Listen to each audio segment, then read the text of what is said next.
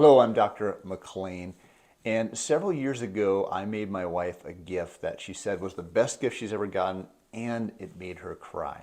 So I'm going to explain to you what I did and why it's so powerful and how you can use these techniques to change really anything in your life. So what I did is, again, several years ago, I kept a journal for 6 months, every single day for 6 months. I had this nice journal, and I wrote down at least once a day, at least one thing that I appreciated about my wife, that I was grateful for my wife. And at the end of 6 months, I gave her this journal for Christmas, and she said again it was the best gift she'd ever gotten, and it made her cry. But the important part there is, who did it really change? It changed me. Because what I had to do for 6 months, every single day, at least once a day, is I had to put my awareness, my focus on something that I appreciated about my wife. And what can happen when you're married for a long time? We've been almost 22 years we've been married. You can start to focus on things that you don't like about your spouse or any relationship, or whether it's money or health or different things like that, and start to have negative feedback. And so it changed my awareness and how many things my wife did for myself and my family and our kids that I appreciated, was grateful for, and it made me love her even more. So how can you use this for yourself, whether it's relationships or money or health or anything that you want to change in your life? So a couple things. Understand, number one is that our life, our nervous system really runs on habits. So for example, you're tying your shoe, for example, is such an ingrained habit that you don't have to think about it. And if you actually thought about it, you would probably mess it up. So what happens, they have what's called Hebb's law. That means that nerve cells that fire together, wire together. So in our brain, when we learn something, it creates a neurological pattern.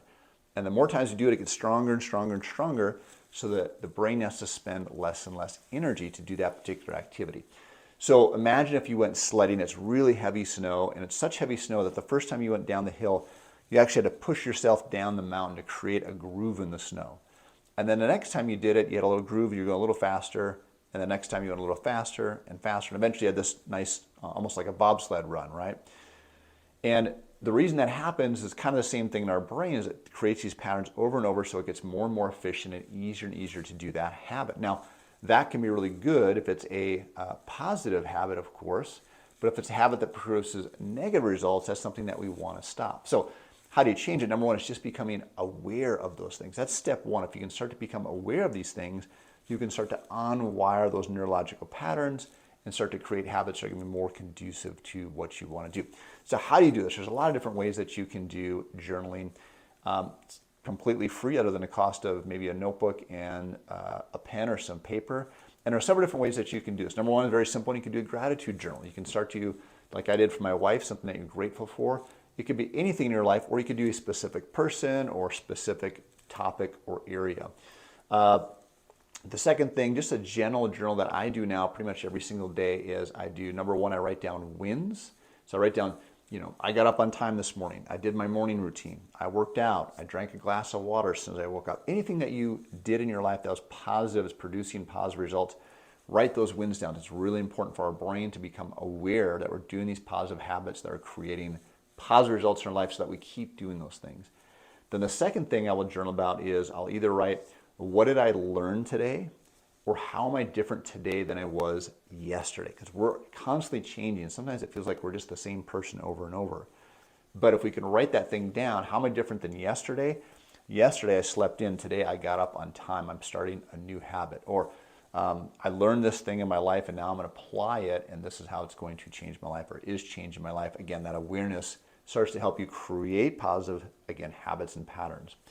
So I always say that, and I've heard this before, that what gets measured gets improved. So journaling is kind of a way to measure. Another one you can do is, if you're trying to learn a specific skill or improve an area of your life, is a specific journaling in a specific category. So I'll give you an example that I use for tennis. I started playing tennis about 2.5 years ago, and I found this to be super effective, because I was taking lessons and I was improving, but I'd learned something, and then a couple of weeks later my coach would bring up the same thing again. I'm like, oh, he already told me that. Why am I not doing that? That part was just a learning process, but I know if I could increase my awareness in that area, it was going to get better faster. So what I do is, when I get done playing tennis, or I get done taking a tennis lesson, I take my phone and I just dictate a voice memo that's maybe a minute long. These are the things I learned today. Here's what went well. Here's what I had challenges with, whatever. A minute long memo. And then as soon as I have a chance, I sit down and I write in my journal those specific notes. I write those things out longhand. There's something about the activation in our brain when we physically write something out rather than dictate it into our phone or just write it into our phones. You want to actually physically write these things out.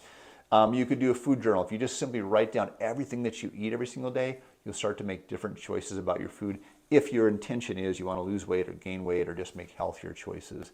Again, you could do it with money, you could do it with relationships, but it's all about simply improving your awareness so that you can start to make positive changes. So I hope that's helpful to you. If you have any questions on this, please let me know.